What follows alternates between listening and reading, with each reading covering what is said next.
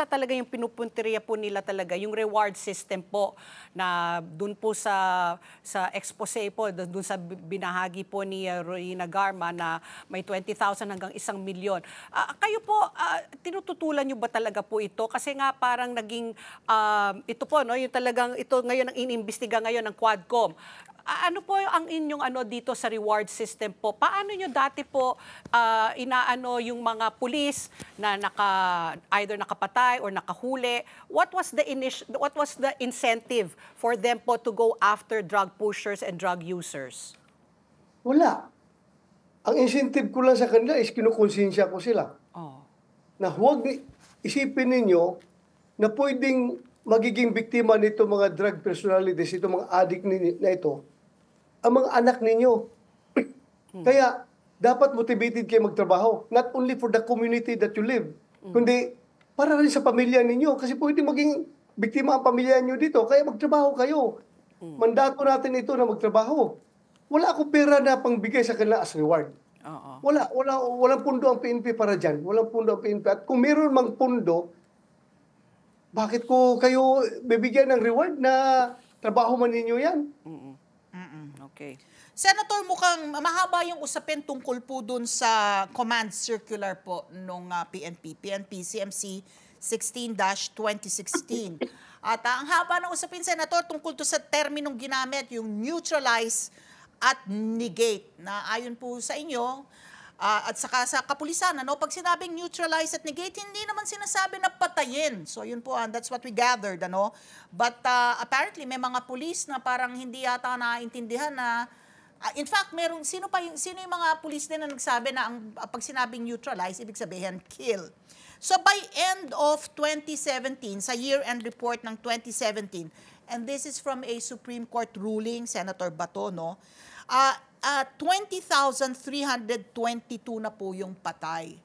So yung neutralization, naintindihan as patayin. Nagkaroon po ba ng paglilinaw mula sa liderato po ng PNP tungkol po sa terminong ginamit na neutralize and negate? Sa dami po ng pinatay na nasa 20,322 by end of 2017, Senator? Hindi naman kailangan i-explain pa yan sa kanila one by one, yung neutralization na terminal. Matagal naman yung ginagamit ng PNP. In fact, nung PC pa kami, PCINP, nandyan yan neutralization. At ang meaning nga ng neutralization is to render the suspect ineffective of committing further crimes. Ang gawin mo dyan, operitan mo siya at hulihin mo. O kung gusto mag-surrender siya.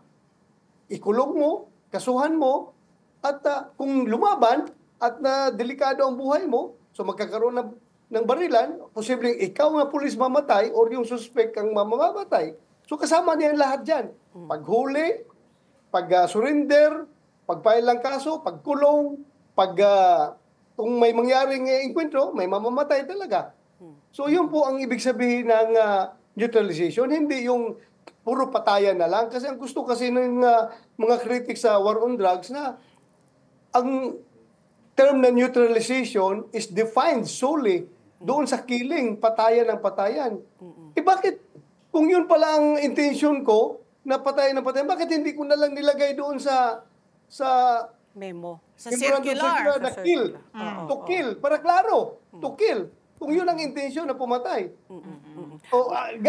Ganito ba ako kabubo? Ganito ba ako katanga na Chief PNP na gagawa ako ng dokumento, memorandum circular that will incriminate myself kung ang intention ko pala sa term na neutralization is patay. Bakit ko ba gagawa ng dokumento na mag-incriminate sa akin? I-text ko na lang yung tao ko, bulungan ko na lang, patayin mo na yan. Pero wala tayong ebidensya na papel. That neutralization is a legal term dito sa amin sa Philippine National Police.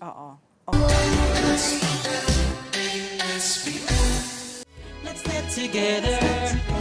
Sunday 25. Sunday 25.